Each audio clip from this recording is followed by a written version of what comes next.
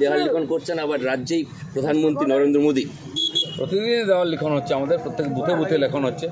আর আমি যেখানে যাই সেখানে কর্মীদের ইচ্ছা থাকে আমি ওটা দেওয়াল লিখন করি, যাতে তারা উৎসাহিত হন। তো আমরা এটা সারা বছর করি, প্রতিদিন চা চক্র, বক্তব্য রাখা। এখন গত 15 দিন ধরে দেওয়াল লিখন শুরু হয়ে গেছে পশ্চিমবাংলা এবং সারা দেশেতে। সব বুথে বুথে দেওয়াল লিখন হচ্ছে বিজেপির, তাতে আমরা সবাই অংশগ্রহণ করছি। প্রধানমন্ত্রী কি বার্তা দিতে পারেন আজকে রাজ্যে? প্রধানমন্ত্রী তো বলেই দিয়েছেন কী হবে, আগেই বলেছেন। এটা নিয়ে চতুর্থবার আসছেন। নিঃসন্দেহে উত্তরবাংলা আমাদের একটা শক্ত ঘাঁটি। গতবার 8-এর মধ্যে 7 জিতেছিলাম, আমরা 8টা জেতার চেষ্টা করব। তো প্রধানমন্ত্রী ওখানে আসছেন, ওখানে প্রথম থেকে আমাদের ব্যাপক জনসমর্থন আছে, এতে ওখানকার কর্মীরা আরও উৎসাহিত হবে। দাদা, আজকে একটা প্রধানমন্ত্রীর সভাতেই অভিজিৎ বাবুর অভিষেক হতে চলেছেন, কি বলবেন?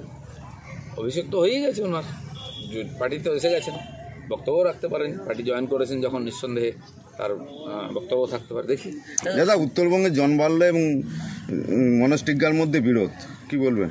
বিরোধ নেই, জন বাল্লার টিকিট এবার ওখানে দেওয়া হয়নি, পার্টি নিশ্চয়ই ওনার সম্বন্ধে কিছু ভেবেছে।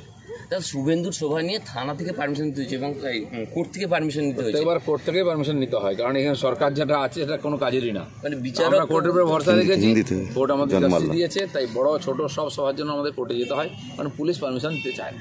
বিচারককে প্রশ্ন করতে হচ্ছে যে কাকে আপনারা আড়াল করতে চাইছেন। এর আগে অনেকবার কানমোলা খেয়েছেন, বিচারকরাই বলছেন এই সরকার নয়, এখানে কোর্টই সব চালাচ্ছে। মানুষের সরকারের উপরে ভরসা নেই, আদালতের উপরে ভরসা আছে।